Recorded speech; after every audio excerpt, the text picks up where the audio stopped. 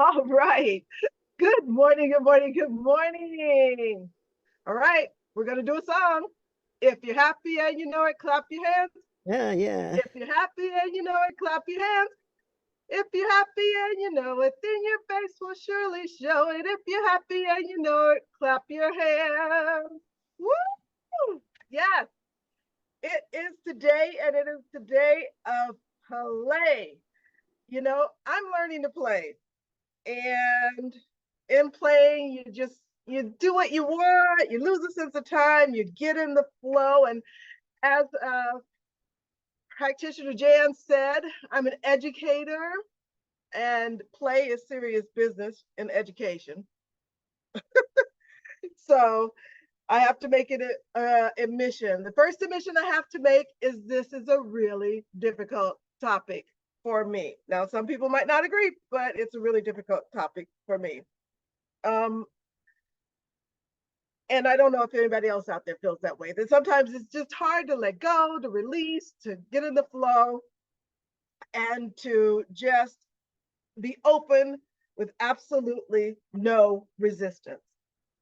But this month, I'm finishing up the series on play, and today's topic is powerful play.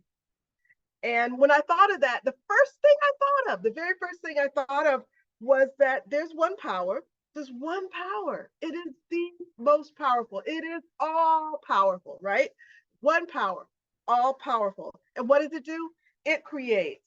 It creates and it plays in its creation, right? So when I think of the rainbows in the sky, I think that's the universe playing, or those shiny rocks that glitter like silver and gold. I also think of, I don't know, how it expresses itself in flowers, how it expresses itself with the like that blowfish. Look, what's the purpose of a blowfish? Have you ever? I mean, those things to me they're just funny, and that's just the universe playing. Like it's just play. It's absolutely play. Um, and playing is doing. And playing can be when it's child's play pretending, even when it's adult play, it can be pretending. Um, the most I've learned how to play as an adult, it's difficult as an adult, but I worked with something called theater of the oppressed. I don't know if you know, if anybody has ever heard of theater of the oppressed. And a theater of the oppressed is when a group of people get together and it's essentially play. And based on Paulo Freire's um, liberation theology, one of the fun things that we did is like a group of people get together and the person will say, make a picture of the perfect family. And so we'll all get there and it'll be like the daughter, the mom, but it's like, a human picture. So a human picture in the frame. And then they'll be like, now make a picture of like a real family. And you'll see like people pulling the hair, like doing this, and like they're all in, you do this freeze frame, and it's play. It's absolute play. So theater of the press was one of the best times that I had in doing play. But when I thought about this particular topic, all I thought about was energy play. It was the first thing that came to my mind. It was co-creation with the universe. Let's play. Now, we are new thought, you know, persons, all serious, and we take our manifestation very seriously. We've got no. But Robin Grout, I don't know if you guys remember her, E cubed, E squared, uh, Think and Grow Rich. So clearly I'm a fan, right? I love all of her books. And it's all about play. Just like, don't take yourself so seriously. Don't, play with the universe. And when you get in that state and that emotion of play, you have sort of this emotion of release. You're not holding on so tightly to this thing. So that was the best thing that I thought, getting into this place of not holding on so tightly. And I know that you all are much more experts at play than I am. I heard that you have played dates and you have played days. I bet you even have game night. I'm just saying, you all are in this creative flow with one another. I can imagine you flying kites together, painting, just really letting go and having fun. But you can play. Now, play is a real social thing, and I'm going to get to that in a minute. But as an oldest child, and for 6-7 years being an only child, I learned how to play all by myself, with the dolls, with pretend. I was I was my own theater. And some people who know me today might say, you're still your own theater, Mignonne. But that's another story. That's a whole other sermon. But let's get back to this one. But I knew how to play alone. So the first thing I thought of was playing by myself, right? So I want to share with you, I want to invite you, I want to challenge you to play. And I want to share with you a few of the games that sort of stuck out to me that can really help set that tone of knowing for sure that that your birthright is joy, that your birthright is joy. I really wanted to start this talk off with the minister of joy and the skeptical minister walked into a bar and the topic was play. What happened? God always puts you with the people you need to be with, right? Play. So the first game by Pam Grout, the first game by Pam Grout that I want you to think about, that I challenge you to get into conversation with the universe, but not in a serious way. And it's good. It's good to go seriously. It's good to pray. It's good to meditate, but you can also play. And I'm going to call it Happiness is Here. The game I'm calling is Happiness is Here. Can you find it? It's sort of like a peekaboo of happiness, right? So the peekaboo of happiness. Simon says that all in one, you're in your bed and your day is about to start. So Simon says, find the happiness. What is the first thing you do? What is the first thing you do when you start a brand new day? Mm-hmm. I can put it in the chat. The first thing you do.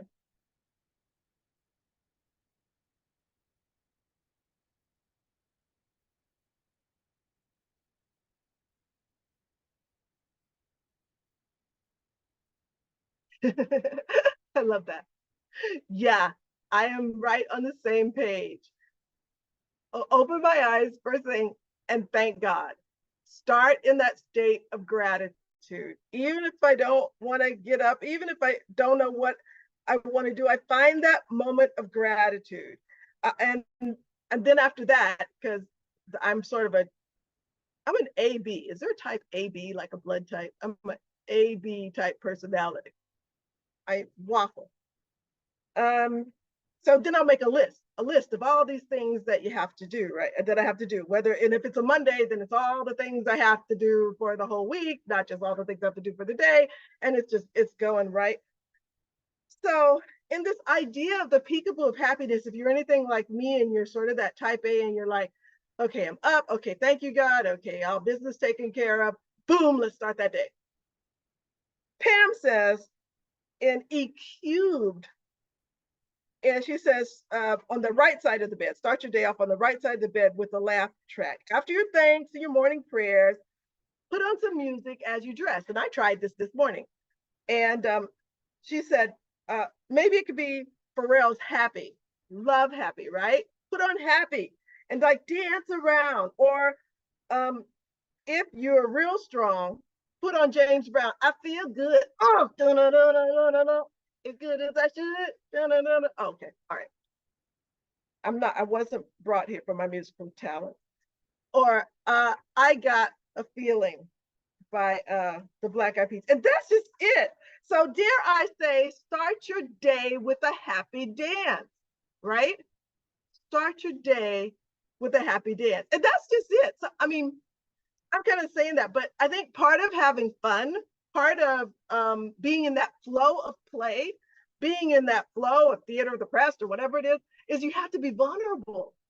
You have to be vulnerable and open yourself up and not worry about looking silly to anybody else. It's about getting into that feeling. It's about being into that happy dance. So dance, sing, hum, get the happy in your body. And you get that vibration going. You get that celebration of life going. And it's just an affirmation of joy being a birthright. Now, that was fine by myself, dancing around my room, doing my thing. But some people, you know, there are 5 different types of intelligences, according to Howard Gardner, and probably more because I got my degree a million years ago. So there's probably more than 5 different types of intelligence. But back in the day, there are 5 different types of intelligence. And I love that. Yes, the best gift that's ever was given was the gift to be silly. And you might not be the type of person that, so kinesthetic. So that happy dance, that happy thing, that's like the kinesthetic happy. That's like getting the feeling in your body. But some people a little more heady, you know, a little more serious. They're probably like, you know, Reverend Mignonne, what are you talking about? What type of message is this? Or what are you asking me to do? Well, okay. If you don't want to sort of get it in your body, and you feel more focused, I personally think this is a much harder game.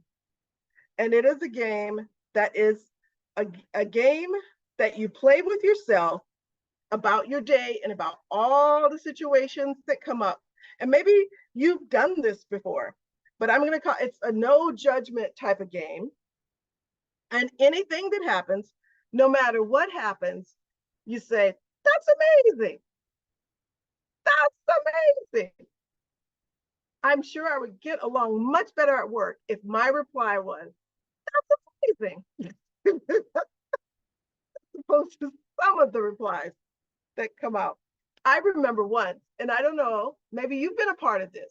It's a hard challenge. It was a 30-day experiment where we wore a band on our wrist. And every time we like said something or did something negative, we had to like switch the wrist and start over. Have you? I want to see some. Have you ever seen? I love that. Have you ever seen? Have you ever seen that game, or have you ever done that? Sort of like that negative thing where you switch it, and so it's a 30 days of no complaints. 30 days of no complaints. And I don't have a little, but it's like, you know, one of the little rubber bands. And instead of pinching yourself, because it's not negative, you sort of switch your hand and you're like, okay, I complained. I got to start all over again. My 30 days have to start all over again. I challenge you. It's a game. It's a game we can play for ourselves to raise our vibration. It's a game we can play for ourselves to get into that space. Now, some games shift your energy. And a lot of the times we talk about manifesting resources or a supply. And I really like Pam Grout's book, Thank, T-H-A-N-K, Think and Grow Rich. Yes, it's a play on the famous book, Think and Grow Rich. And it's a series of games that you play to shift your consciousness. So, and I love this quote. I have to share this quote with you from this book. Whenever the feeling of lack is creeping, this is the quote. Whenever the feeling of lack is creeping up on me, that's when I know I need to turn to gratitude. So here's the quote. And it's a quote by Bill Gates. And he says, I understand wanting $1 million, but once you get beyond that, I have to tell you, it's the same hamburger. And I thought, well, Mr. Gates, I'd like to experience that for myself. That's all I'm saying. I'd like to experience that for myself. So the game to play about shifting energy is that when you're in a feeling of gratitude, is to know that you have everything, that nothing is missing. So the energy of lack is removed. And so to keep that energy of lack at bay, the game you play is that you make a list of all the beautiful things that you already have. And when you focus on those all those beautiful things that you already have, it'll help support you. It'll really help support you in knowing and understanding, um, in shifting your energy. And then your treasure can come to you much easier. So those are like 3 types of games. You can play them with yourself. Nobody even has to know that you're playing these games. You can do that.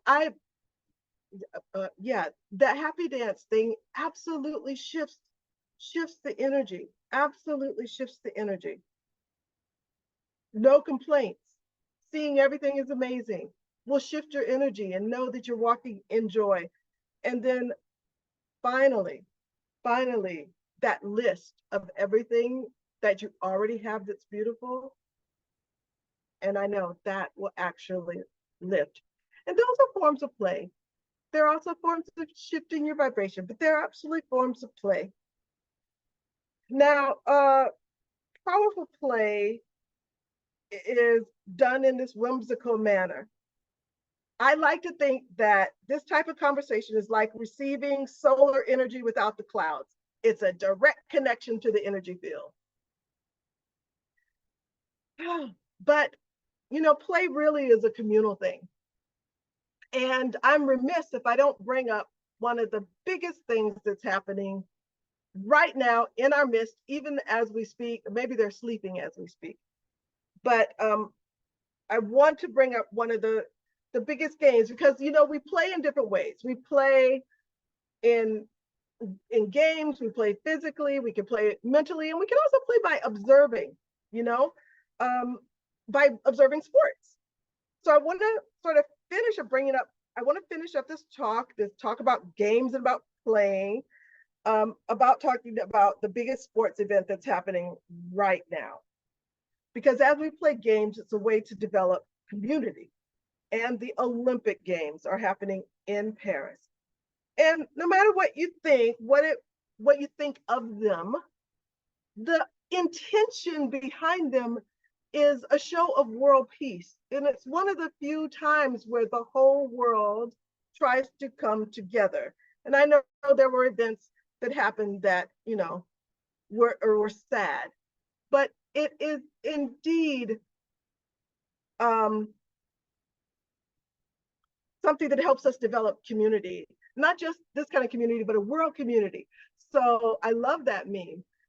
It says, "I'm with her too," and that's Simone Biles, and it's got the Olympic rings. And I just want to say something about the Olympic rings really quickly. The Olympic rings, those colors, the people who thought about it said all the flags in the world could be made up of those colors.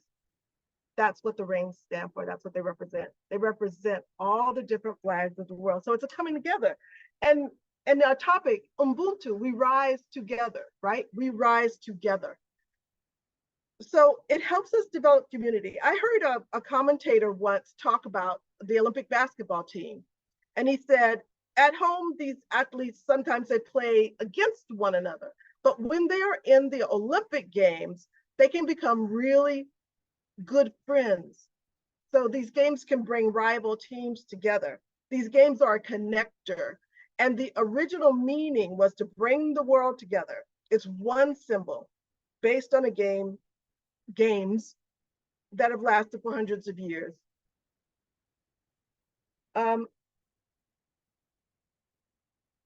It's a noble intention, this idea of world peace.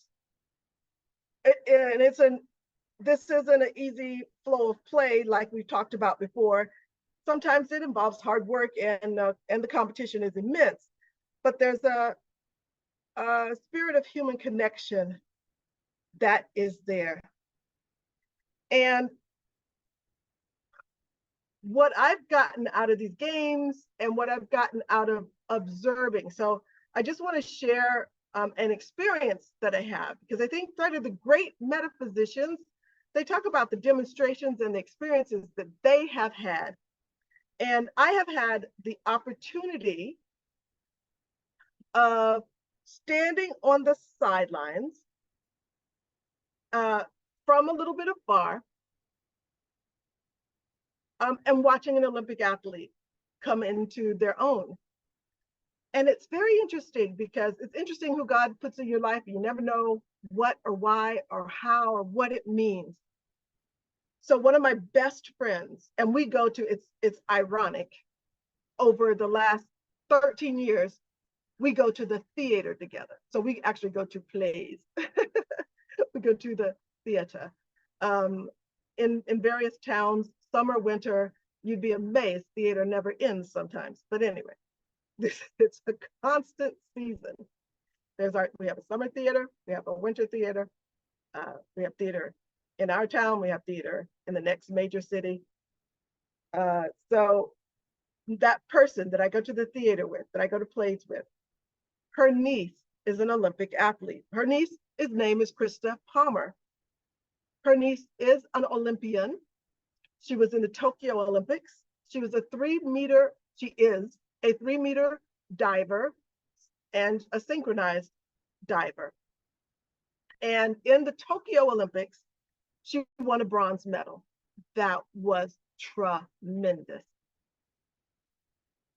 In the trials, she was the first runner-up in every category. And one of her categories was synchronized diving. And as if you're paying any attention, you saw that Sarah Bacon and I can't remember her teammate's name, they won silver, right? So they were number 2 after Sarah in the trials back in Nashville. And what Krista did to actually even go to the trials was she called a really good friend of hers, and her friend is Allison. I can't remember Allison's last name without looking at it. She called a really good friend, Allison of hers, and she asked Allison to come out of retirement and to join her in this play, in this synchronized diving play. Allison joined her. They were first runner-up. Allison said she had lots of different experiences. But then Allison, since she's out of retirement, she said, hey, I'm going to compete in the individuals too. And there it went. Sarah Bacon was number 1. Allison was number 2. Beautiful Krista was number 3. Yeah, right? It's really nothing to shake your stick at. But number 3 doesn't go to the Olympics. Number 3 is the runner-up. Now, what I have observed, and this is sort of the thing of play, is this idea of community and compassion and connection, right? Community, compassion, connection is at the trials. It was really the biggest story was the way Krista encouraged Allison, the way Allison acknowledged Krista. It wasn't something of, oh my God, I lost, I didn't get in. It wasn't that. It was, oh my God, my friend's going to the Olympics. This is so amazing. And she was like, oh my God, I would have never done this if she hadn't spoken to me, if she hadn't asked me to come out of retirement, if she hadn't encouraged me. And then she named all these places that she traveled and making that journey to the Olympics. You guys, I don't know if you have any idea, but it is multiple competitions over at least 2 years before the Olympics start, okay? It is a lot of these competitions. Anyway, I thought there's a lot of spiritual lessons to be learned in this. And so the good news is Allison is going to be competing the week of August 5th, so the last week of the Olympics, in the individual 3-meter diving. Yay, Allison, fingers crossed. So is Sarah Bacon. She's already got a silver, but yay, fingers crossed, right? The good news is Krista is going to be there to cheer her on in the crowd. She's going to be standing there in support and in love. So I think the biggest thing I want to say is that sometimes we play a game so others can win. Sometimes we're in that game and it's not ours to win, but we're paving that road and other people can win.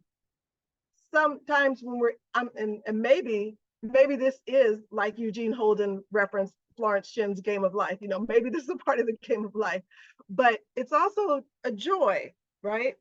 And sometimes you win because Krista won, so you can step back and let others win. These are the lessons I'm getting. And then I say mostly, if you just play your best game. You play the best game you can. You have as much fun as you can. You give as much of your heart as you can.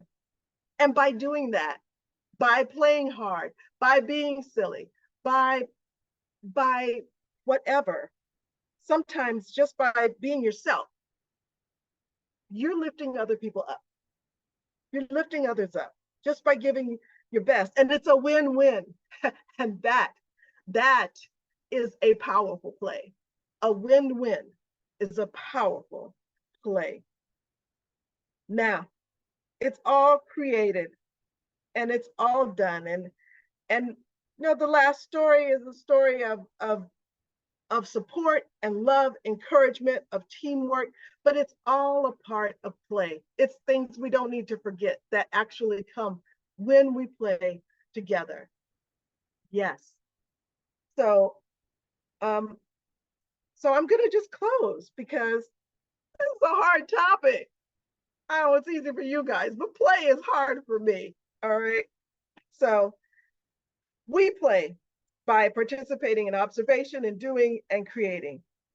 And powerful play is one of creation. It's one of creation. And the scenarios that are created, it can be that you get some big grand thing, or it can be that you get a big grand feeling and a big grand feeling of love and joy and support. So let's go. It's always a win-win. Play, slip into the joy of playing. Tell the universe what you desire, let it go, and watch it unfurl in unbelievable ways. Be careful what you whisper to the universe. I can attest to this. I whispered something and it's coming to fruition. Who the freak knew? The universe did. And it's a good thing. And it's that little desire, boop, popped out of my mouth, spoke it, let it go, because I was in a playful, wistful, woo, woo, woo, woo, moment. Anyway, when you let it go, when you play, when you hold that childlike curiosity and wonder, that is really good. The Scientist, that book, your book of the month, I think his first name is David. That is the author, but I can't remember his last name right now, but the book is called Play. And he was saying that rats who didn't play, so they did scientific studies on play, not just with people, but with rats. And the rats that were playing, and they had a group of rats that played, a group of rats that didn't play. They put a cat scent. Now their instinct is to run and hide. And the group of rats that didn't have the play in their life, that play was taken out of their life, they died because they never knew when to come back out. So what I got from that little story, and the rats that learned how to play, those rats, they came out and they survived. That play is essential to our survival. That play is essential to our soul. That play helps us create and move and go. So I say that play is as essential to your life as sleep and food, and it's good for your soul. And now you all are like, and yes, Mignonne, let's take this message into prayer. Let's. Okay? All right. So I am so grateful and thankful that there is one energy in this universe, and that energy is irreverent, that energy is joyful, that energy is playful, that energy is expressing in and as and through my life, and it's expressing in and as and through each and every person here life. And I speak my word that the spirit of joy, the spirit of play, the spirit of ease and grace and easy manifestation, the feeling of ease, of love and joy, it permeates each and every person's life right here and right now. And I'm so grateful for that. I'm so grateful for the creativity. I'm so grateful for the play. I'm so grateful for the community. I'm so grateful for the caring. I am so very grateful. And I release this word into the law, knowing that it is done. And together we say, so it is.